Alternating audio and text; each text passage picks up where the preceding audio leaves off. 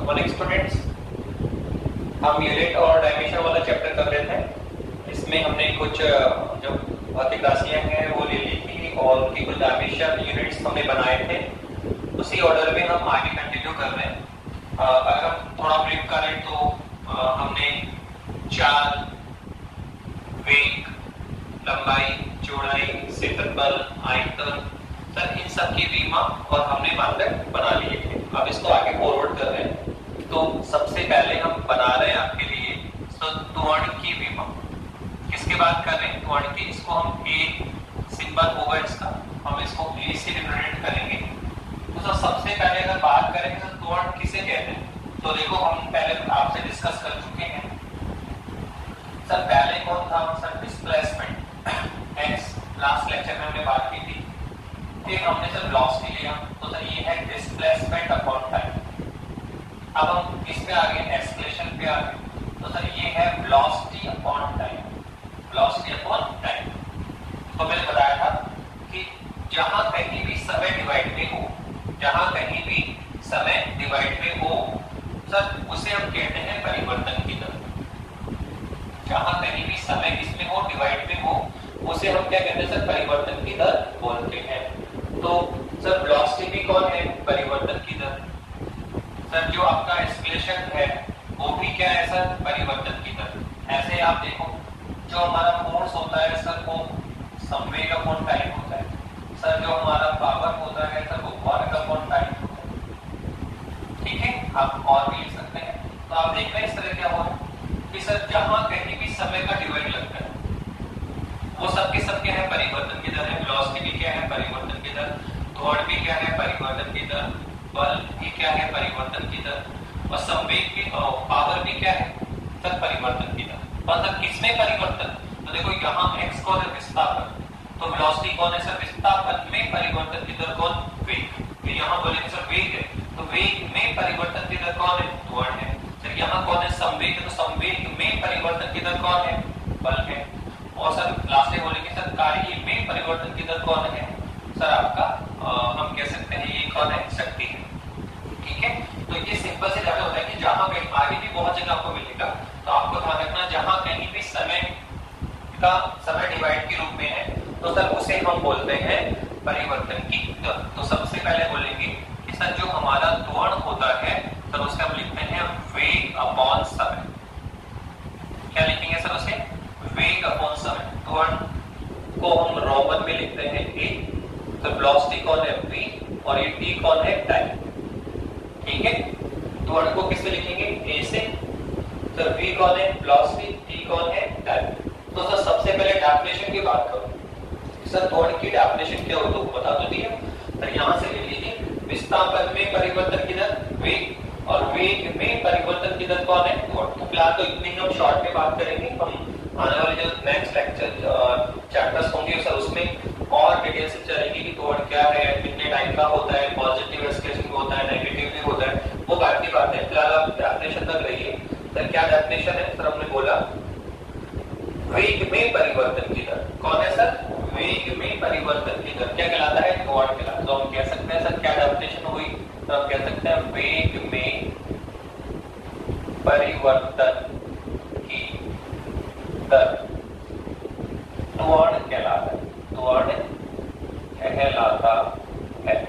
Okay, ये लो क्या definition है? वेग में परिवर्तन की दर त्वरण कहलाता है। तो त्वरण बराबर क्या हुआ? वेग अपॉन समय, या a बराबर कौन है? v upon t। तो डेफिनेशन हो गई, आपका फॉर्मूला हो गया। हम चाहे तो उसको मल्टीप्लाई कर सकते हैं। सर a कौन है? सर त्वरण है। सर v कौन है? सर वेलोसिटी है, वेग है। और सर t कौन है? टाइम है, या फिर क्या है? समय। क्या है? समय। तो आप इस सिंबल पे ध्यान रखिए, जहां कहीं a लिखा हो तो क्या है? सर एक्सेलरेशन है, त्वरण है, v कौन? वेलोसिटी है, t कौन? टाइम है। तो ये सर ये कहां से उठा रहे हैं हम लोग? ठीक है, तो आप ध्यान रखना, हमने कहा कि सर डिस्टेंस कौन है? आपका d है, वेलोसिटी है, आपका a को एक्सेलरेशन है, और ये फोर्स है सर, ये पावर है। तो आप देखो इधर ये सिंबल कहां से ले रहे हैं? तो आपका अगर इतना इंग्लिश वर्ड लिखेंगे तो देखो f4 क्या हुआ? फोर्स। तो फोर्स का पहला वर्ड उठा है f, p4 कौन है? पावर, तो इसका पहला वर्ड p उठा लिया। a4 क्या है? एक्सेलरेशन। ठीक है, v4 कौन है? वेलोसिटी, t4 कौन है? डिस्टेंस। तो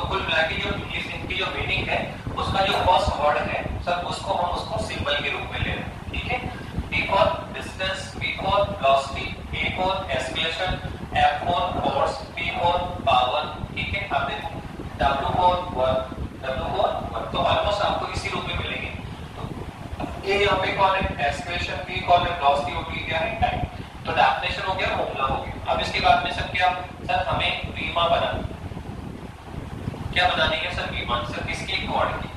त्वरण की हमने विमान तो बनाइए सर। तो आप देखो त्वरण ए बराबर कितना होता है sir, v upon T, v upon T.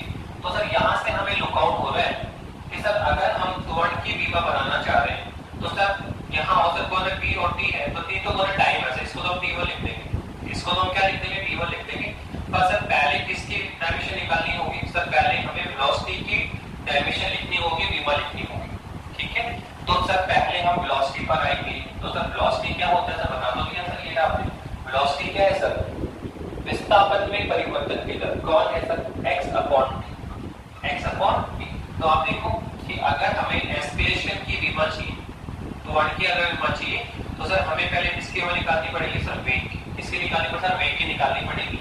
तो सर वेग क्या होता है, x अपॉन t। तो देखो x कौन है, विस्थापन। सर विस्थापन किस में आता है सर, बता दो दिया विस्थापन आपने, विस्थापन सर मीटर में होगा या सेंटीमीटर में होगा, तो किस क्या लिखेंगे इसको, L1, क्या लिखेंगे L1। और सर टाइम कौन है, t1, तो इसको ऊपर लेकर आएंगे t1 को, तो ये आया L1t माइनस 1। इसकी विमा निकाल ली सर हमने वेलोसिटी की। और सर साथ में कौन है, टाइम। तो देखो एक्सीलरेशन निकल गया आपका, तो a बराबर कितना आएगा सर, ये कौन है सर, वेलोसिटी कौन है, L1t माइनस 1, और अपॉन में कौन है सर, टाइम। अपॉन में कौन है, टाइम। तो टाइम एक बार t1 और आ जाएगा। अब आप इस t1 को ऊपर लेकर आएंगे, तो जब हम इसको ऊपर लेकर आएंगे तो सर पॉजिटिव क्या हो, पावर इसमें सब नेगेटिव में आएगी। तो एक t माइनस 1 ऑलरेडी है और एक t माइनस 1 और आएगा, तो टोटल कितना आ जाएगा, ये आ जाएगा L1t माइनस 2। तो आप देखिए हमने किसका डायमेंशन निकाल लिया सर, त्वरण का। कितना निकाला सर, L1t माइनस 2। बस सर इसमें कौन लुकआउट की सर, मास m नजर नहीं आ रहा, तो जो टर्म्स नजर नहीं आती है उसकी पावर कितनी बनाएंगे, 0। तो कितना आएगा, m0 L1t माइनस 2। तो ये लो सर हमने डायमेंशन निकाल भी ली है। क्या निकाली है सर हमने, सर हमने डायमेंशन फाइंड कर ली सर, किसकी सर, त्वरण की। इसके डायमेंशन फाइंड कर ली सर, त्वरण की। अब आगे बढ़िए, हम इसका क्या बनाने जा रहे हैं सर, अब हम इसका क्या बनाएंगे, मात्रक। क्या बनाएंगे सर, मात्रक बनाएंगे, यूनिट बनाए सर, यूनिट बनाए।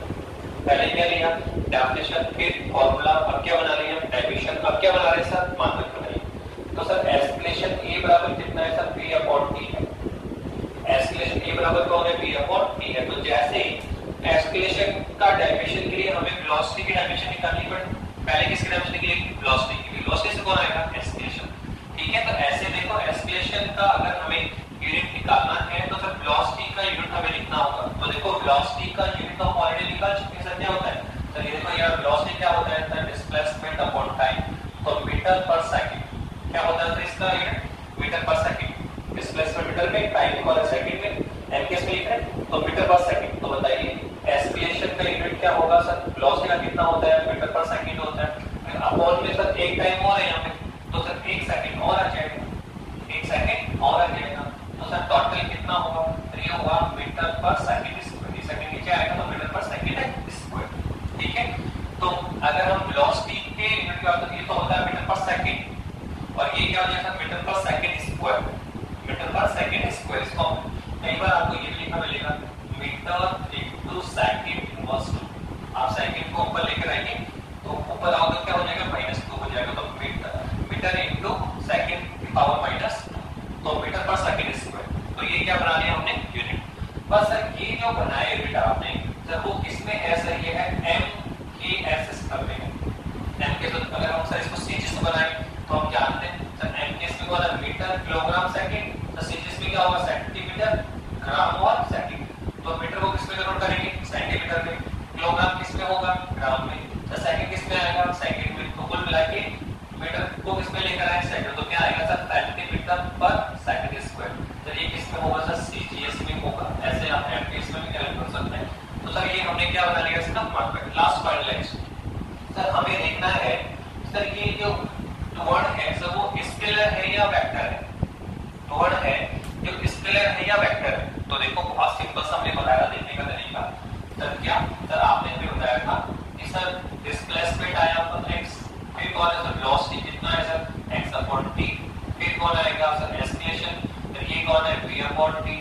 आप देखो सर फिर आएगा संवेग, मास इनटू वेलोसिटी, फिर आएगा force sir, mass into escalation, ठीक है। आप चलते जाओ। फिर पावर कौन है सर, वर्क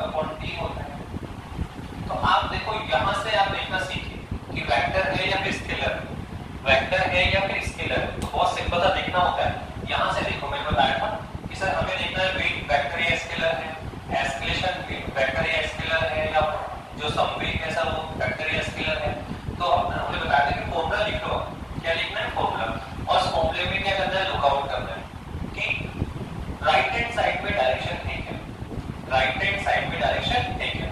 अगर राइट हैंड साइड में डायरेक्शन है तो लेफ्ट हैंड साइड में डायरेक्शन होगी। अगर राइट हैंड साइड में डायरेक्शन है तो सर लेफ्ट हैंड साइड में भी डायरेक्शन होगी। देखिए आप यहाँ हम सबसे पहले वेलोसिटी को चेक करते हैं सर, वेक्टर है या स्केलर। तो आप देखो सर डिस्प्लेसमेंट कौन है सर, ये वेक्टर बता दिया आपने कि जो दूरी है सर वो तो कौन होता है, अब डिस्कस की। पर जो विस्थापन है एक्स है, डिस्प्लेसमेंट है सर वो कौन है सर, वेक्टर क्वांटिटी है। हम लास्ट लेक्चर में हम डिस्कस कर चुके, ठीक है। तो डिस्प्लेसमेंट कौन है सर, वेक्टर क्वांटिटी है सर, डिस्कस की है। अब आप यहाँ पे आइए, किस पे आ गए सर, वेलोसिटी पे आ गए। तो आप देखो एक्स अपॉन टी, तो सर वेलोसिटी देखो सर लेफ्ट साइड पे जाओ सर, हम जाते हैं माना कि टी में कोई डायरेक्शन नहीं, समय कौन है डिस्प्लेस होगी, माना कि समय में कोई दिशा नहीं है, लेकिन ये कौन है डिस्प्लेसमेंट। डिस्प्लेसमेंट में तो डायरेक्शन है, डिस्प्लेसमेंट तो सर डिस्प्लेस है। तो अगर इधर दो में से किसी एक में भी डायरेक्शन है, किसी एक क्रम में भी डायरेक्शन है तो लेफ्ट हैंड साइड में डायरेक्शन आ जाएगी। तो देखो माना कि समय में डायरेक्शन नहीं है, समय में दिशा नहीं है, लेकिन विस्थापन कौन है सदिश, इसके वेग भी क्या होगा सदिश। अब आगे बढ़ो, यहाँ डॉट पे आ जाओ सर, यहाँ भी वेग अपॉन टी है। तो सर माना कि टाइम में डायरेक्शन नहीं है, पर वेग क्या है सर बताया क्या, वेक्टर। वेग तो वेक्टर है, वेग में डायरेक्शन है तो एक्सीलरेशन में डायरेक्शन होगी, ठीक है। फिर आगे बढ़ो सर, संवेग में देखो सर कौन है मास। हम जानते हैं सर द्रव्यमान तो दिशा से होती है, लेकिन द्रव्यमान में दिशा नहीं, पर वेग तो दिशा है, वेग तो सदिश है, वेक्टर में डायरेक्शन है, इसलिए संवेग में डायरेक्शन हो। तो आप देख रहे हैं विस्थापन कौन है सदिश, तो वेग भी क्या हुआ सदिश, वेग क्या है सदिश, तो त्वरण भी क्या हुआ सदिश। फिर आप देखो वेग क्या है सदिश, तो संवेग भी क्या हुआ सदिश। फिर देखो त्वरण क्या है सदिश, तो बल भी क्या है सदिश। फिर देखो आप देखो टाइम भी क्या है अदिश, और आगे देखना वर्क भी क्या है अदिश। देखो दोनों में क्या है, दोनों ही अदिश है, इसलिए पावर शक्ति भी क्या होगी अदिश। तो हम फॉर्मूले से चेक कर सकते हैं, जितने भी फॉर्मूले हैं सूत्र है उसको हम देखकर आइडेंटिफाई कर पाएंगे।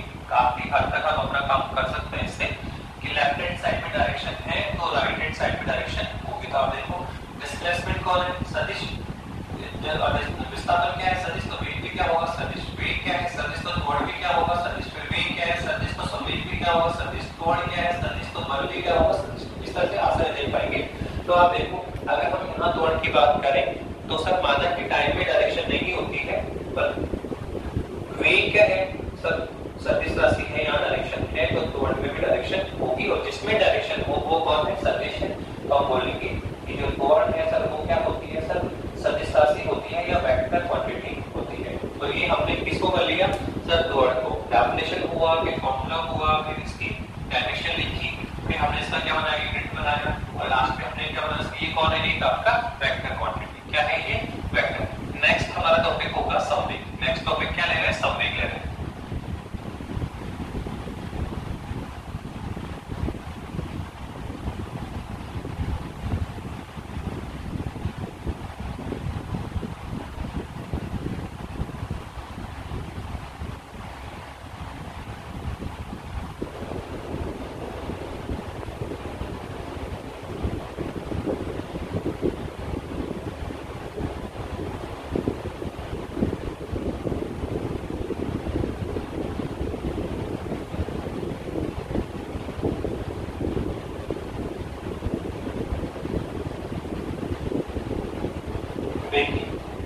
नेक्स्ट टॉपिक है आपका संवेग। मोमेंटम डिनोटेड बाय p, संवेग को p से डिनोट किया जाता है, ठीक है।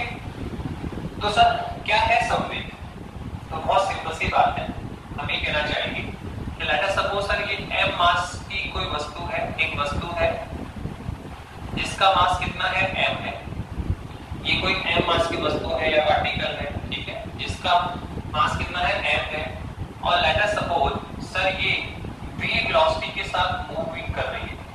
माना सर ये v वेलोसिटी के साथ मूव हो रही है। सबसे पहला तो देखो क्या है कि किसी भी वस्तु या व्यक्ति में, किसी वस्तु या व्यक्ति में हम संवेग की बात कब कर सकते हैं, जब उसमें वेलोसिटी हो, वो गतिशील अवस्था में हो। अगर कोई वस्तु या व्यक्ति स्थिर अवस्था में है, उसमें कोई मूवमेंट नहीं है, उसमें कोई मोशन नहीं है, वो गतिशील अवस्था में नहीं है, तो फिर हम उसमें संवेग की बात नहीं कर सकते। हम किसी भी वस्तु या व्यक्ति में संवेग की बात कब करेंगे सर, जब वो वस्तु गतिशील अवस्था में हो। तो देखो हमने क्या किया, एक m मास की वस्तु है जो सर क्या है सर, v वेलोसिटी के साथ, v वेग के साथ क्या कर रही है सर, मूविंग पोजीशन में है, गतिशील अवस्था में है। तो जब ये गतिशील अवस्था में होगी तो फिर डेफिनेटली इसमें संवेग होगा। तो सर कितना संवेग इसमें आएगा सर, कितना संवेग इसमें आएगा, तो संवेग का फॉर्मूला लिखेंगे m into v। यहां से हम पहले लिखा संवेग क्या होता है, मास इनटू वेलोसिटी, हम पहले बता चुके हैं। तो सर यहां इस फॉर्मूले से हम संवेग की डेफिनेशन बना सकते हैं। अगर हम पूरा लिखें तो p तो कौन है सर, वस्तु का संवेग। क्या है सर, p क्या है सर, वस्तु का संवेग है सर। और सर ये m कौन है सर, ये है वस्तु का द्रव्यमान है सर। ओके सर, ये v कौन है, तो सर ये वस्तु का वेग है सर। तो आप देख रहे हैं कि अगर m द्रव्यमान की कोई वस्तु v वेलोसिटी के साथ मूविंग पोजीशन में है, v वेलोसिटी के साथ क्या है सर, मूविंग पोजीशन में है, तो सर इस मूविंग के कारण, इस गति के कारण इस वस्तु में एक संवेग डेवलप होगा, इस वस्तु में एक संवेग उत्पन्न होगा।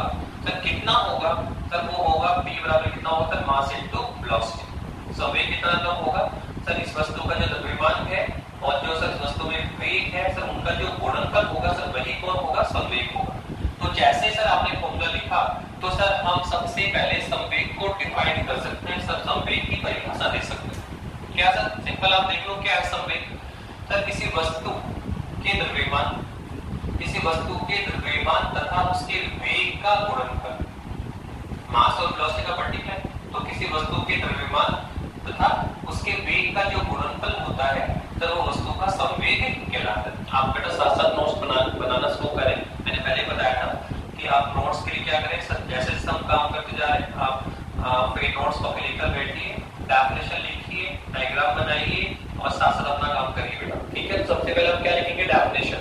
क्या लिखेंगे, डेफिनेशन लिखेंगे। क्या है डेफिनेशन सर, बता दो दिया सर आपने, किसी वस्तु के द्रव्यमान तथा उसके वेग का जो गुणनफल होता है सर, वो क्या होता है, संवेग होता है। क्या होता है सर, संवेग। ठीक है सर, डायग्राम आ गया, फॉर्मूला आ गया, डेफिनेशन भी आ गया। अब हम किसकी बात कर रहे हैं सर, हम बात कर रहे हैं सर, अभी अभी आपने बताया कि सर संवेग की बात हम केवल और केवल सर गतिशील वस्तुओं में ही कर पा रहे हैं। ऐसी वस्तु या व्यक्ति जो गतिशील अवस्था में है, मोशन कर रहा है, दौड़ रहा है, भाग रहा है, सर उसी में हम संवेग की बात करेंगे। अगर कोई वस्तु स्थिर अवस्था में है, यदि कोई वस्तु स्थिर अवस्था में है तो सर उसमें हम संवेग की बात नहीं कर सकते। स्थिर अवस्था का मतलब क्या हुआ सर, स्थिर अवस्था का अर्थ हुआ कि हमने कहा वस्तु स्थिर है। स्थिर होने का अर्थ ये हुआ सर, वस्तु एक ही जगह पे, उसमें मास तो है, वस्तु है तो उसमें मास भी है, लेकिन वो अपनी जगह क्या है, स्थिर है। अपनी जगह क्या है, स्थिर है। तो अगर वो स्थिर अवस्था में है तो उसकी वेलोसिटी कितनी हुई, 0। कोई वस्तु स्थिर है तो उसका वेग कितना है सर, 0, क्योंकि सर स्थिर वस्तु में तो वेग होता ही नहीं। जब हम मोशन करते हैं, गति करते हैं, तभी वेलोसिटी की बात करेंगे। तो सर अगर वस्तु मास तो उसमें रहेगा, चाहे वो स्थिर अवस्था में हो, चाहे वो गतिशील अवस्था में हो, मास तो उसमें है ही रहेगा। लेकिन अगर वो गतिशील अवस्था में होगी तो उसमें वेलोसिटी की बात करेंगे, और लेकिन अगर वो गतिशील अवस्था में नहीं है या स्थिर अवस्था में है तो सर उसमें वेलोसिटी कितनी होगी, 0। बताओ स्थिर अवस्था में जो संवेग है, स्थिर अवस्था में जो संवेग है सर वो कितना आने वाला है सर, ज्यादा संवेग सर मास इनटू वेलोसिटी होता है सर। मास इनटू वेलोसिटी तो कितना आएगा सर, m इनटू 0। तो संवेग कितना होगा, तो यहाँ से एक इंपॉर्टेंट नजर लिख सकते हैं। यहाँ से हम एक इंपॉर्टेंट नजर लिख सकते हैं कि यदि कोई वस्तु स्थिर अवस्था में है तो सर स्थिर अवस्था में या स्थिर वस्तु में संवेग की बात करना संभव नहीं होगा। हम संवेग की बात कब कर पाते हैं, जब वस्तु गतिशील अवस्था में होती है। तो संवेग के लिए वस्तु में गति का होना आवश्यक है। तो यहाँ से हम बोल सकते हैं क्या हो, यदि ठीक है वस्तु क्या हो, वस्तु स्थिर अवस्था में हो, यदि वस्तु स्थिर अवस्था में हो तो क्या होगा सर, संवेग क्या होता है, मास इनटू वेलोसिटी होता है। लेकिन वस्तु क्या है, स्थिर है। वस्तु क्या है सर, वस्तु स्थिर है, अतः वेलोसिटी कितनी होगी, 0। वेलोसिटी कितनी होगी, 0। तो सर अब इसका संवेग कितना आएगा सर, मास इनटू वेलोसिटी 0। तो संवेग कितना आएगा, 0। तो कहां से हमने इंपॉर्टेंट नजर निकाला कि स्थिर वस्तु में संवेग कितना होता है, 0 होता है। अर्थात स्थिर वस्तु में या स्थिर बात नहीं की जा सकती। केवल वस्तु जब मोशन कर रही होती है या गतिशील अवस्था में है तब ही हम उसमें संवेग की बात कर पाते हैं। तो आई थिंक समझ में आया होगा आपको संवेग की संवेग क्या है कि सर जब m मास की वस्तु v वेलोसिटी के साथ मूविंग अवस्था में हो, गतिशील अवस्था में हो, तो ही हम संवेग उसमें डेवलप होगा। और कितना संवेग डेवलप होता है बता दो दिया आपने, वस्तु का जो मास है वो और वस्तु का जो वेग है सर उसका गुणनफल क्या कहलाता है, संवेग कहलाता है। तो सिंपल सा है, किसी वस्तु के द्रव्यमान और वेग का गुणनफल संवेग कहलाता है। इसको हम v से नोट करते हैं। इसका फॉर्मूला सर p बराबर मास इनटू वेलोसिटी होता है। और सर हमने ये भी बता दिया कि सर स्थिर वस्तु में संवेग पॉसिबल नहीं है। अब इसके बाद में आगे बढ़िए सर, क्या निकालना चाह रहे हो सर, नेक्स्ट जो हमें सर इसकी बीमा लिखते हैं। क्या लिखते हैं सर, इसकी बीमा, संवेग की बीमा बताइए सर। सभी की हमें तो मैं कभी तो यही आपको कि एवरी टॉपिक को लेना, 1 बाय 1 उसको डिवाइड करना, इसकी डायमेंशन बनाना, इसके यूनिट बनाना और फिर स्केलर वेक्टर देखना। तो सर क्या बनाया सर, डायमेंशन बनाया। तो सर क्या है सर, संवेग क्या होता था, मास इनटू वेलोसिटी। तो आप देखो यहाँ से देखिए कि सर अगर मुझे संवेग का डायमेंशन बनाना है, यदि मुझे संवेग का डायमेंशन बनाना है तो सर एक तो कौन है, मास m। तो सबको पता है m तो क्या है, द्रव्यमान है, इसको हम m1 लिखेंगे। अब देखो द्रव्यमान आना शुरू हो गया। अभी तक जितने भी डायमेंशन हमने लिखी तो उसमें क्या था, लेंथ भी आ रही है, टाइम भी आ रहा है, लेकिन अभी तक कौन नहीं आया था सर, मास नहीं आया था। तो उसको हम क्या बना सर, उसकी पावर 0 बनाकर लिख रहे हैं। पर देखो अब m की पावर 0 बनाने की आवश्यकता नहीं पड़ेगी, इसमें मास आ चुका है। तो हम बात कर रहे हैं सर क्या नाम सर, एक तो m है, एक l है और एक और एक t है। तो मास किसको लिखेंगे सर, किलोग्राम में हो या फिर ग्राम में हो या फिर ठीक है किलोग्राम में हो, ग्राम में हो या पौंड में हो, सर क्या लिखेंगे m मास, ठीक है। और l को सर जो किसमें आए, किलोमीटर में या किसमें आए, मीटर में या फिर किसमें आए, सेंटीमीटर में। तो लेंथ हम चीजों को क्या लिखेंगे l। और सर टाइम को क्या लिखते हैं t, इसमें हो सकता है आवर में, मिनट में और सेकंड में, ठीक है। तो फिलहाल कौन होता है ये m सर, ये तो कौन है, मास है। तो मास को क्या लिखेंगे m1, द्रव्यमान को लिखेंगे m1। पर आप देखो संवेग के लिए हमें क्या चाहिए, वेग। जब तक आप वेग का डायमेंशन या वेग की मान नहीं निकाल लेते तब तक हम संवेग की नहीं निकाल पाएंगे। तो देखो बैक जाना सीखो, क्या चाहिए वेग। तो वेग के लिए मुझे क्या चाहिए पहले, सॉरी क्या चाहिए, संवेग। संवेग के लिए मुझे पहले क्या चाहिए, वेग। तो पहले आप वेग पर आए और तो सर वेग के लिए निकाल चुके। सर क्या होता है सर, विस्थापन में परिवर्तन की दर, ठीक है, विस्थापन में परिवर्तन की दर कितना है सर, ये सर आप देखो कितना आएगा। अगर आप देखें तो x अपॉन t, तो सर x कौन है, डिस्प्लेसमेंट सर कितना होता है l1 और सर ये कौन है, टाइम t1। तो कितना आएगा सर, वेलोसिटी निकालो तो कितना आएगा, l1t - 1। तो देखो वेलोसिटी की हमने निकाल ली क्या। अब वेलोसिटी हम पुट करें तो सर संवेग कितना आने वाला है सर, आप देखो ये कौन है, मास। तो मास कितना होगा m1 इनटू में कौन है सर, वेलोसिटी इनटू में कौन है, वेलोसिटी निकाल ली सर, कितनी है सर, l1t - 1, l1t - 1। तो देखो आप क्या लिखेंगे, l1t - 1। तो कुल मिला के हमारे पास जो संवेग का डायमेंशन आया तो वो कितना आया, m1 l1t - 1। तो ये हमने संवेग की विमा फाइंड आउट करी। ये हमने क्या निकाला सर, संवेग का डायमेंशन, मोमेंटम का डायमेंशन हमने फाइंड आउट किया। कितना होगा सर, m1 l1t - 1।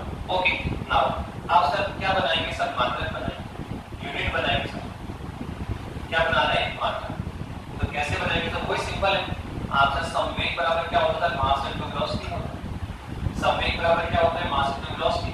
तो सर बताइए हमें इसमें लिखना है सर, m के इसमें लिखना सर, इसमें सर m के s में लिखना चाह रहे हो, इसमें m के s। तो सर m के s में लिखो क्या होगा sir, metre kilogram second. Length को मीटर, द्रव्यमान को किलोग्राम और समय को सेकंड। तो बताइए सबसे पहले कौन है, मास। तो इसके यूनिट कितना होगा, तो बता दिया किलोग्राम। कितना होगा, किलोग्राम। तो सर ये तो कौन है, किलोग्राम। और सर वेलोसिटी कौन है, x अपॉन t। तो इसका यूनिट क्या होता है, मीटर पर सेकंड। निकाल चुके, वेलोसिटी का जो यूनिट है कितना है, मीटर पर सेकंड है। और बताइए इसका यूनिट कितना है सर, मास किसमें आएगा, किलोग्राम में। और वेग को कितना सर, वेग कितना होगा, तो ये होगा मीटर पर सेकंड, मीटर पर सेकंड। तो कुल मिला कितना होगा, किलोग्राम इनटू मीटर पर सेकंड, ठीक है। ये इसका यूनिट हुआ संवेग का। सर किसमें हुआ, m के s। किसमें हुआ सर, ये m के s में हुआ। तो हमने देखो संवेग का डायमेंशन भी निकाल लिया, फिर हमने संवेग का मात्रक, सिंपल है बेटा, निकालना सीखो आराम से। m कौन है, मास। तो किसमें आएगा, किलोग्राम में। सर वेलोसिटी कौन है सर मीटर पर सेकंड, तो क्या होगा सर किलोग्राम इनटू मीटर पर सेकंड। तो ये कौन है एमकेएस। अगर बताइए सीजीएस लिखना चाहे तो बता दिए आपको। तो सीजीएस में क्या करना होता है किलोग्राम को ग्राम, मीटर को सेंटीमीटर और सेकंड को सेकंड। तो अगर सीजीएस लिखोगे तो कितना आएगा सर, ये आएगा ग्राम, इनटू में क्या आएगा सेंटीमीटर और अपॉन में क्या आएगा सेकंड, अपॉन में क्या आएगा सेकंड। ठीक है, तो सर ये जो हमने यूनिट निकाला सर वो किसमें है सर, ये है आपका सीजीएस, किसमें है सर सीजीएस में। और इस तरह से हमने किया। लास्ट में फाइनल हम क्या बात करेंगे सर, जो हमने मोमेंटम लिया, जो हमने संवेग लिया सर, वो वेक्टर क्वांटिटी है या स्केलर। तो सिंपल बता दिया आपने कि आप फॉर्मूले को फोकस करेंगे और राइट हैंड साइड में डायरेक्शन है तो सर लेफ्ट हैंड साइड में डायरेक्शन होगी। तो देखो माना कि मास में कोई डायरेक्शन नहीं होती है लेकिन वेलोसिटी में तो डायरेक्शन है। वेलोसिटी कौन है वेक्टर, इसके संवेग भी क्या होगा वेक्टर, मोमेंटम भी क्या होगा वेक्टर होगा। हम कह सकते हैं कि जो संवेग है सर वो कौन है सदिश राशि, संवेग कौन है सदिश। तो देखो हमने मोमेंटम भी आपके लिए कंप्लीट किया, शॉर्ट नोट में कर रहे हो बेटा, डेफिनेशन भी ले रहे हैं, फॉर्मूले भी बना रहे हैं, फिर डायमेंशन बनाना सिखा रहे हैं और लास्ट में यूनिट भी बनाना सिखा रहे हैं और आपका वेक्टर और स्केलर भी देख रहे हैं। तो क्या डेफिनेशन है, किसी वस्तु के द्रव्यमान और वेग का उनका संवेग कहलाता है। हम इसको भी से डिनोट करते हैं, मास v बराबर मास इनटू वेलोसिटी होता है। फिर हमने इसका क्या बनाया सर डायरेक्शन बना लिया, फिर हमने यूनिट बना लिया और क्या बताया कि सर संवेग क्या है, एक वेक्टर क्वांटिटी होती है। और क्लास में सबसे इंपॉर्टेंट पार्ट कि सर संवेग की बात केवल और केवल ठीक है गतिशील वस्तुओं के लिए की जा सकती है। यदि वस्तु स्थिर अवस्था में है तो उसमें कोई मोमेंटम नहीं होता है, या कहेंगे स्थिर वस्तु में संवेग की बात करना संभव नहीं होता है। तो फर्स्ट पॉइंट हमने क्या किया था त्वरण, पहले हमने क्या किया त्वरण, फिर हमने क्या किया संवेग। अब हम नेक्स्ट टॉपिक चल रहे हैं क्या बल, किसकी बात कर रहे हैं फोर्स की बात करेंगे। बल, बल किसे कहते हैं, बल का क्या फॉर्मूला है, फिर इसका सर डेफिनेशन बनाइए, फिर इसका यूनिट मात्रक बनाइए, फिर इसको भी सर वेक्टर या स्केलर देखो। तो नेक्स्ट टॉपिक हमारा क्या होगा फोर्स होगा, क्या होगा फोर्स या बल। चलिए बेटा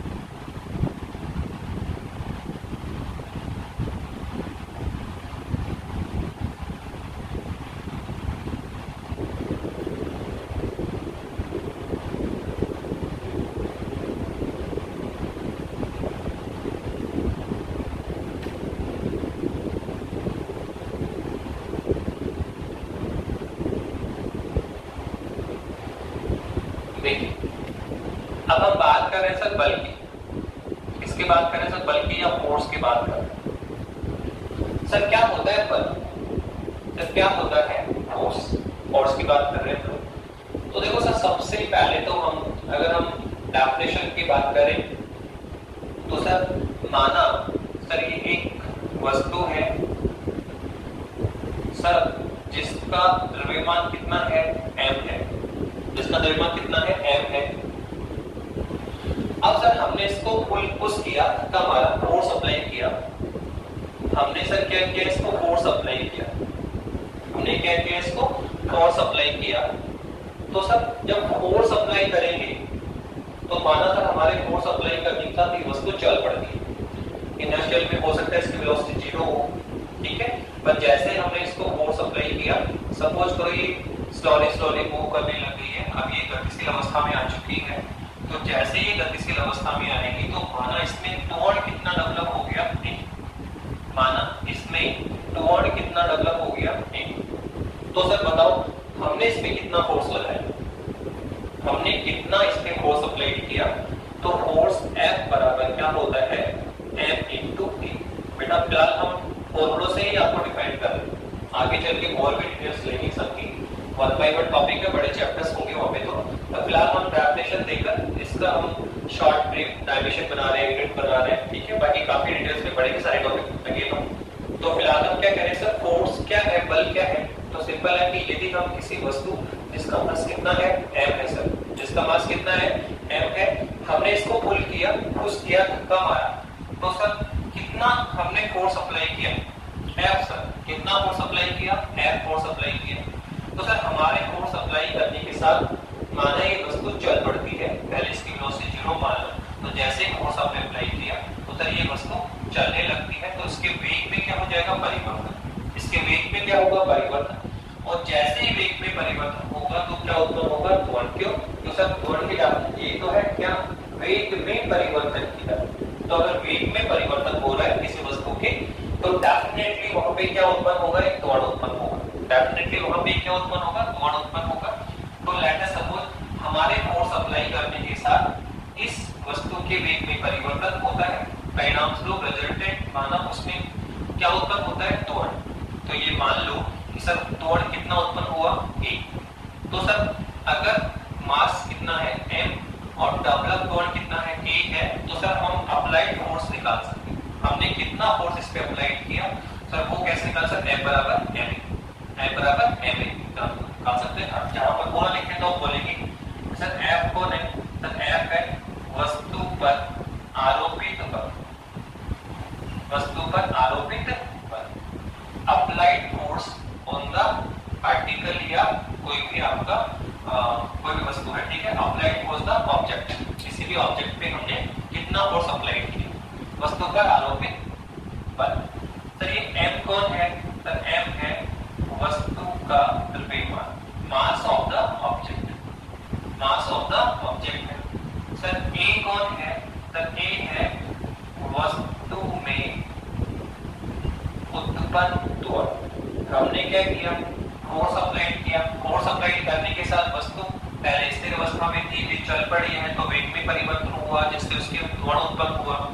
तो A कौन है, सर हमारे फोर्स अप्लाई करने के साथ हमने इसको फोर्स अप्लाई किया, बल लगाया, तो बल लगाने से इसकी वस्तु में कितना त्वरण उत्पन्न हुआ, ठीक है। तो वो कौन है, A। तो बताइए यहां से हम बल की एक डेफिनेशन दे सकते हैं, यहां से हम बल की एक डेफिनेशन दे सकते हैं। क्या, सिंपल सा है सर, वस्तु का द्रव्यमान और वस्तु में उत्पन्न त्वरण का जो गुणनफल है सर वही कौन है, बल है। वही कौन कहलाता है, बल कहलाता है। बहुत सिंपल सा है, किसी वस्तु का द्रव्यमान, किसी वस्तु का द्रव्यमान तथा उसमें उत्पन्न त्वरण का गुणनफल, किसी वस्तु का द्रव्यमान तथा उसमें उत्पन्न त्वरण का जो गुणनफल होता है सर वो क्या कहलाता है, बल कहलाता है। क्या कहलाता है, बल कहलाता है। तो बल की एक डेफिनेशन हमने आपको दी हुई है, सिंपल सी थी कि किसी वस्तु के द्रव्यमान तथा उसमें उत्पन्न त्वरण का जो गुणनफल है सर वो बल कहलाता है, ठीक है। अब हम इस फॉर्मूले से क्या बना सकते हैं सर, डायमेंशन बना लीजिए, पीरियड्स बना लीजिए, मापक बना लो सर, वो काम कर लेंगे। पर देखो फॉर्मूले जो हमारा कोर्स है सर उसकी और हम इसका फिजिकल मीनिंग समझ रहे हैं। एक्चुअल में हम प्रैक्टिकल लाइफ में हम किसको फोर्स बोलेंगे, क्या है बल। तो ये तो एक मैथमेटिकल डेफिनेशन है क्या, कि सर हमने फोर्स अप्लाई किया, उसका द्रव्यमान m था, फोर्स अप्लाई करने के साथ में क्या सर इसमें a त्वरण डेवलप हो गया, तो sir mass into acceleration, mass into acceleration को अप्लाइड फोर्स से इक्विवेलेंसी में जाता है, ठीक है सर। इसके अलावा सर क्या बोल सकते हैं, तो देखो अगर हम इसका फिजिकल मीनिंग समझें तो बहुत सिंपल सा है कि सर फोर्स क्या है। तो एक तो सिंपल सी डेफिनेशन बोल दूं मैं आपको कि सर किसी भी वस्तु या व्यक्ति को लगाया गया धक्का, हम किसी को भी पुल करते हैं, धक्का मारते हैं, किसी भी वस्तु या व्यक्ति को लगाया गया जो धक्का होता है, ठीक है सर, उसको हम क्या बोल सकते हैं, बल बोल सकते हैं। आपने किसी वस्तु को हम धक्का मारते हैं, खींचते हैं, उठाते हैं, पुल करना, ठीक है, खींचना, ये सब के सब क्या है सर, ये बल के उदाहरण है, ठीक है। किसी को आपने धक्का मारा सर, क्या किया, फोर्स अप्लाई कर दिया, ठीक है। किसी वस्तु को आपने खींचा, तो जब खींचने में भी क्या कर रहे हो सर, आप फोर्स अप्लाई कर रहे हो, ठीक है। तो किसी को पुल करना या किसी को खींचना, ठीक है, किसी को धक्का मारना, ये सब के सब क्या है सर, फोर्स है। तो किसी वस्तु या व्यक्ति को लगाया गया धक्का, किसी वस्तु या व्यक्ति को लगाया गया धक्का भी क्या कहलाता है, बल कहलाता है। क्या कहलाता है, बल कहलाता है, ठीक है। क्या कह रहे हैं, किसी वस्तु या व्यक्ति को लगाया गया धक्का क्या कहलाता है, बल कहलाता है। वैसे इसकी सबसे इंपॉर्टेंट डेफिनेशन मैं आपको बताऊं, क्या सर क्या है फोर्स एक्चुअली। तो देखो बहुत सिंपल सी डेफिनेशन इसकी है कि अगर आप क्या कहा कि कोई भी वस्तु है, कोई भी वस्तु है सर, हम उसकी स्थिति में परिवर्तन चाहते हैं। कोई भी वस्तु है, हम उसकी स्थिति में क्या चाहते हैं सर, परिवर्तन चाहते हैं। किसी भी वस्तु या व्यक्ति की स्थिति में परिवर्तन हम चाहते हैं, तो सर परिवर्तन के लिए क्या किसकी आवश्यकता है, हम किसी वस्तु या व्यक्ति की स्थिति में परिवर्तन करना चाहते हैं कि सर यहाँ टेबल यहाँ रखिए, टेबल उठा के दूसरी जगह रखना चाहते हैं, ठीक है, ये यहाँ पे एक स्टूल रखिए, उस स्टूल को हम सेकंड दूसरी जगह रखना चाहते हैं, उसकी स्थिति में परिवर्तन चाह रहे हैं, तो सर किसकी आवश्यकता पड़ेगी? तो हम कहेंगे सर बल की आवश्यकता पड़ेगी, बल की आवश्यकता पड़ेगी, ठीक है। क्या कहा? किसी वस्तु या व्यक्ति की स्थिति में परिवर्तन हेतु आवश्यक साधन ही क्या कहलाता है? बल कहलाता है। क्या कहा? तो किसी वस्तु या व्यक्ति की स्थिति में परिवर्तन हेतु जो आवश्यक साधन है तो वही कहलाता है बल। आप सिंपल से जो हम कह रहे हैं हम इसको यूज भी करते हैं रेगुलर लाइफ में। आप किसी भी वस्तु की स्थिति में परिवर्तन चाहते हैं, ठीक है, किसी भी वस्तु की स्थिति में परिवर्तन चाहते हैं तो क्या करना पड़ेगा सर? सर हमें फोर्स अप्लाई करना पड़ेगा। क्या करना सर? ये मार्कर सपोज करो यहाँ पर है, ठीक है, तो इसको उठाकर सर यहाँ लेकर आ, इसकी स्थिति में हम क्या कर रहे हैं? परिवर्तन चाह रहे हैं, तो क्या करना पड़ेगा? इस मार्कर को यहाँ से उठाना पड़ेगा, फोर्स अप्लाई करके लाना पड़ेगा, उठाकर लेकर आ रहे हो, यहाँ लाकर आप रख रहे हैं, ठीक है। तो क्या इसकी स्थिति में परिवर्तन हुआ? क्या परिस्थिति परिवर्तन के लिए हमें क्या करना पड़ रहा है सर? इस पे फोर्स अप्लाई करना पड़ता है, इसको पकड़ना पड़ता है, फिर उसको उठाकर लेकर आ रहे हैं, इसके लेकर फोर्स अप्लाई किया और यहाँ लेकर आ रहे हैं। तो स्थिति में परिवर्तन के लिए मुझे किसकी आवश्यकता है? बल की। तो स्थिति परिवर्तन के लिए आवश्यक साधन क्या कहलाता है? बल। जैसे आप कोई भी स्टूल है सर, उसको आप यहाँ से उठाकर यहाँ रखना चाह रहे हैं, तो सर स्टूल को स्थिति चेंज करना चाहते हैं, तो स्टूल की स्थिति चेंज कर वहां से आप स्टूल को पकड़ेंगे, उठाएंगे, उठाकर लेकर आएंगे और यहाँ लाकर रख देंगे, तो स्टूल की स्थिति में परिवर्तन हो गया है। पर उसके लिए आपको क्या लगाना पड़ा सर? बल। स्टूल को पकड़ना पड़ा, फिर उसको फोर्स लगाकर उठाना पड़ा, उठाकर आप ट्रे करके फैन से लेकर आ रहे हो यहाँ, ठीक है, उठाकर भी ला सकते हो और इसको हम सरका कर भी लेकर खींच के लेकर आ सकते हैं। पर बताओ, जब तक आप स्टूल को फोर्स अप्लाई नहीं करेंगे क्या स्टूल की स्थिति में परिवर्तन होने वाला है क्या? नहीं। तो हम अगर स्थिति में परिवर्तन चाहते हैं तो किसकी आवश्यकता पड़ेगी? बल की। यानी कोई भी वस्तु है, कोई भी व्यक्ति है, तो उसकी स्थिति में परिवर्तन डेफिनेटली तभी होगा जब उस पर कोई फोर्स अप्लाई हो, उस पर कोई फोर्स वर्क करे, तो उसकी स्थिति परिवर्तन होता है। फॉर एग्जाम्पल, अगर हम लोग एक ही जगह पर स्टैंड कर रहे हैं, ठीक है, हम एक ही जगह पर स्टैंड कर रहे हैं, हम चाहते हैं कि हमारी स्थिति में परिवर्तन हो जाए। क्या चाह रहे हैं सर? हमारी स्थिति में परिवर्तन हो, तो सर इसके लिए भी फोर्स अप्लाई करना होगा। सर क्यों सर? हमें कौन फोर्स अप्लाई करेगा? तो देखो, हम सेल्फ अपने आप को फोर्स अप्लाई करते हैं, हम सेल्फ अपने आप को क्या करेंगे? फोर्स अप्लाई करेंगे। सर आप कांस्टेंट है, यहाँ खड़े हैं, तो सर अगर आपको अपनी पोजीशन चेंज करनी है तो सर खुद अपने आप को फोर्स अप्लाई करते हैं और हम चल पड़ते हैं और चलते जाते हैं और हमारी स्थिति में क्या हो रहा है? परिवर्तन हो रहा है। यहाँ पे स्थिर है, फिर चल पड़ते हैं, तो स्थिति में परिवर्तन करने के लिए क्या करना सर? हम अपने आप को पुल करते हैं, हम अपने आप को धक्का मारते हैं। तो सर ये पुल करना, धक्का मारना ही क्या है? फोर्स। तो आप देखो, फोर्स की सबसे पहला शब्द यही है, किसी वस्तु या व्यक्ति की स्थिति परिवर्तन हेतु आवश्यक साधन। किसी वस्तु या व्यक्ति की स्थिति परिवर्तन हेतु आवश्यक साधन ही क्या कहलाता है? बल कहलाता है। क्या कहलाता है? बल कहलाता है। और सेकंड ऑप्शन क्या बताई मैंने? सर आपने बता दिया, किसी वस्तु को लगाया गया धक्का, ये भी क्या कहलाता है? बल कहलाता है। फॉर एग्जाम्पल, किसी वस्तु को पुल करना, धक्का मारना, या किसी वस्तु को खींचना, या किसी वस्तु को उठाना, किसी वस्तु को दबाना, किसी वस्तु को आप जैसे किसी को लात मारते हो, तो ये भी किसका एग्जाम्पल है? आप किसी को लात मारोगे तो ये भी फोर्स अप्लाई कर दिया आपने। क्या कर दिया? फोर्स अप्लाई कर दिया। तो सब के सब क्या है? फोर्स है। यहाँ पे लास्ट में बताई दिया आपको क्या? सर वस्तु के द्रव्यमान और उसमें उत्पन्न त्वरण का गुणनफल भी क्या है? बल कहलाता है। तो आप देख रहे हैं कि फिजिक्स में क्या देख रहे हैं आप कि एक ही वर्ड है हमारे पास फोर्स, पर उस फोर्स को कई तरह से डिफाइन किया जा सकता है, पर ये सारी डेफिनेशन एक दूसरे के क्या होती है? इक्विवेलेंट होती है। हम सब चीजें एक ही बात है, किसी वस्तु को लगाएगा धक्का, बल कहलाता है। स्थिति परिवर्तन हेतु आवश्यक भी बल कहलाता है। फिर हमने कहा मास और त्वरण का गुणनफल भी क्या कहलाता है? बल कहलाता है। और देखो आप ये हमने लिखा था कि फोर्स बराबर क्या होता है? P/T। संवेग में परिवर्तन की दर, ये भी क्या कहलाता है? फोर्स कहलाता है। अब देखो, हमने फोर्स को आपको चार प्रकार से डिफाइन, और भी डिफाइन डेफिनेशन दी जा सकती है, तो कभी कोई कंफ्यूज मत होना। हम एक ही टॉपिक की कई डेफिनेशन लिखेंगे, पर ये सारी डेफिनेशन एक दूसरे के क्या है? इक्विवेलेंट है, समान है। आप किसी को बोलो कोई फर्क नहीं पड़ता, बस हम उसको अलग अलग लैंग्वेज में डिफाइन कर, उसको हम अलग अलग रूप में परिभाषित कर रहे हैं। ठीक है, तो ये हमारा कौन हुआ? फोर्स हुआ।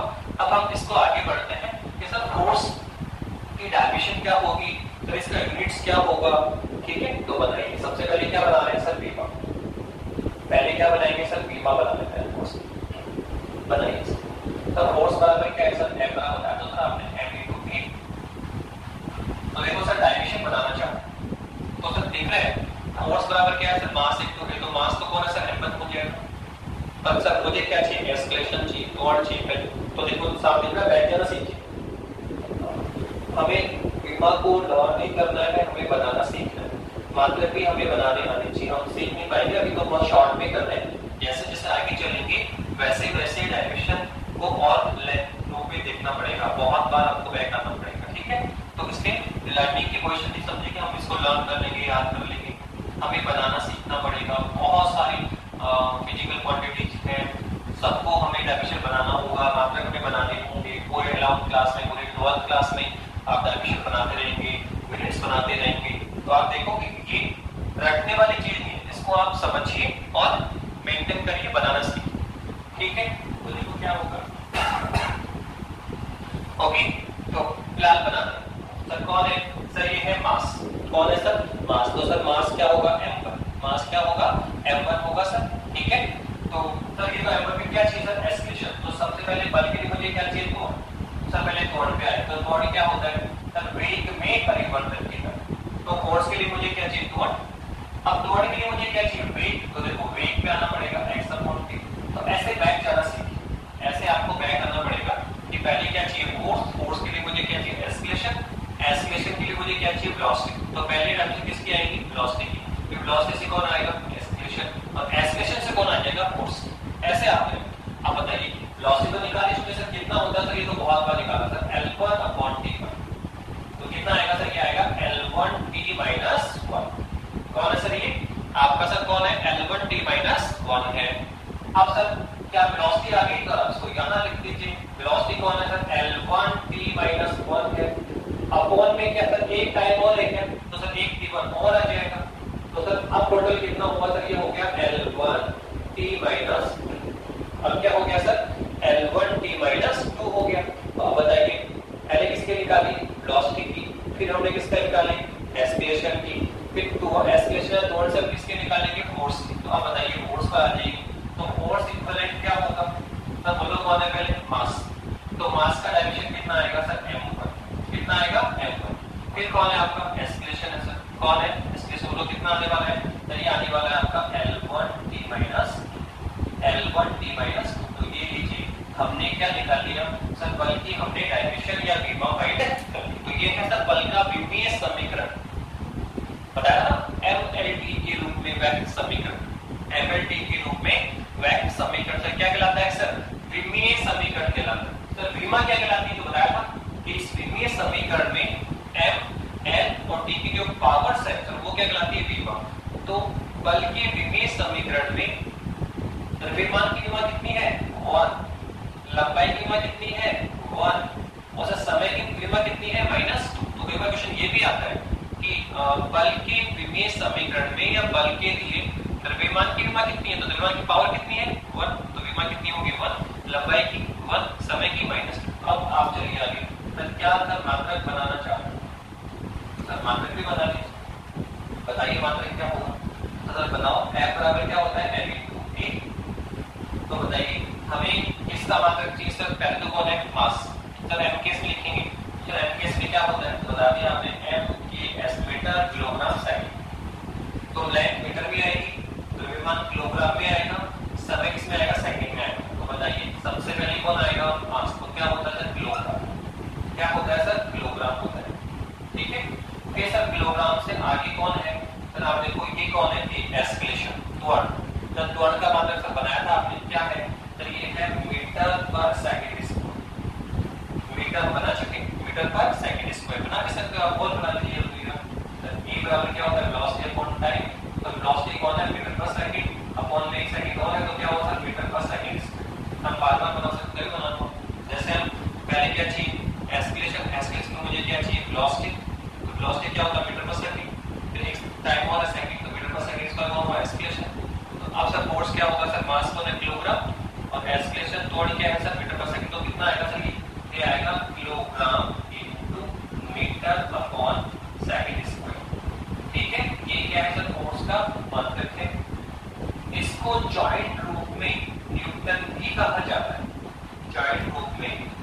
कहा जाता है, न्यूटन भी कहा जाता है। सर ये किसमें है सर? MKS पद्धति, इसमें है सर ये MKS पद्धति में है, किलोग्राम इंटू मीटर पर सेकंड स्क्वायर। ये कौन है सर? फोर्स, बल का मात्रक है। अगर आप इसको जॉइंट रूप में क्या बोलेंगे? न्यूटन। तो आपको ऑलमोस्ट 9th क्लास में या 10th क्लास में आपने यही सीखा है कि बल का मात्रक क्या होता है? न्यूटन। जबकि इसको एक्सपेंडेड फॉर्म में बनाना होता है कि सर मास कौन है? किलोग्राम में, एक्सेलरेशन कौन है? मीटर पर सेकंड स्क्वायर। तो सर किलोग्राम इंटू मीटर पर सेकंड स्क्वायर, इसी को जॉइंट रूप में क्या बोलते हैं? न्यूटन बोलते हैं। क्या बोलते हैं? न्यूटन। अगर सर हम इसको सीजीएस में लिखना चाहें तो लिख सकते हैं सर। किलोग्राम किसमें आएगा? ग्राम में। मीटर क्या होगा? सेंटीमीटर। और सेकंड क्या होगा? सेकंड ही रहेगा सर। तो क्या होगा सर? ये होगा gram into metre upon second square. Sir ये किसमें आ गया? सर ये आ गए हम सीजीएस में। और ध्यान रखना सीजीएस में इसको हम क्या बोलते हैं? टाइम बोलते हैं। जॉइंट रूप में क्या बोलते हैं? टाइम। तो जो बल का यूनिट है, मात्रक है सर, वो न्यूटन भी होता है और टाइम भी होता है। न्यूटन भी होता है और टाइम भी होता है। अगर आप MKS में निकालेंगे तो क्या आएगा? न्यूटन। अगर आप MKS में फाइंड आउट कर रहे हैं तो क्या आएगा? न्यूटन आएगा। फिर अगर आप सीजीएस में जाओगे तो क्या आएगा? टाइम। तो न्यूटन भी बल का मात्रक है और टाइम भी बल का मात्रक है। MKS बोलोगे तो न्यूटन बोलना पड़ेगा और सीजीएस बोलोगे तो क्या बोलना पड़ेगा? टाइम बोलना पड़ेगा। Okay, last and final. फिर लास्ट में देखो सर, जो हमने फोर्स निकाला सर M/A है। सर बताओ ये स्केलर है कि या वेक्टर है? बताइए सर, ये स्केलर है या फिर वेक्टर है? तो बता दो लिया कि सर इसके लिए तो फॉर्मूले को फोकस करना है। क्या देखना है सर? फॉर्मूले को फोकस करो और फॉर्मूले में राइट हैंड साइड देखिए कि अगर राइट हैंड साइड में डायरेक्शन है तो लेफ्ट हैंड साइड में डायरेक्शन होगी, और अगर राइट हैंड साइड में डायरेक्शन नहीं है तो लेफ्ट हैंड साइड में भी कोई डायरेक्शन नहीं होगी। तो फिलहाल देखिए सर, मास में तो कोई डायरेक्शन नहीं होती, आप बता चुके। द्रव्यमान सरासरी तो अदिश है, दूरी भी अदिश है। तो सर मास में कोई डायरेक्शन नहीं होती। तो बताइए एक्सीलरेशन टुवर्ड में तो दिशा होती है, टुवर्ड में तो दिशा है ना। तो सर टुवर्ड वेक्टर है, टुवर्ड में डायरेक्शन है, इसलिए फोर्स में भी डायरेक्शन होगी। तो हम कह सकते हैं कि जो फोर्स है या जो बल है सर वो कौन है? सर आपकी स्केलर सदिश क्वांटिटी है। इसलिए जब भी हम फोर्स को लिखेंगे तो उसके ऊपर एरो का सिंबल लगाया जाता है। जो भी वेक्टर होता है, जैसे वेलोसिटी वेक्टर है इस पे एरो लगा होगा, एक्सीलरेशन वेक्टर है इस पे एरो लगा होगा, संवेग वेक्टर है इस पे एरो लगाएगा, फोर्स पे इसलिए तो इस पे भी एरो लगाएगा। तो आप देखो जो वेक्टर क्वांटिटीज है उसके ऊपर एरो लगा होता है। तो एरो इस चीज को इंडिकेट करता है कि ये वेक्टर क्वांटिटीज है। और जो स्केलर क्वांटिटीज होती है जैसे वर्क, कार्य, पावर, सर इन पे कोई एरो नहीं होगा। तो स्केलर क्वांटिटी पे कोई ऊपर एरो नहीं होता है। जिनके ऊपर एरो लगे हुए हैं वो किसको दिखाते हैं? सर वेक्टर क्वांटिटीज को दिखाते हैं। तो इस तरह से हमने किसको किया? बल को। तो बल की डेफिनेशन, फॉर्मूला, फिर डायमेंशन, यूनिट्स और लास्ट में स्केलर वेक्टर। तो बहुत सिंपल है। बल की डेफिनेशन हमने बहुत सारी थी। सबसे पहले क्या?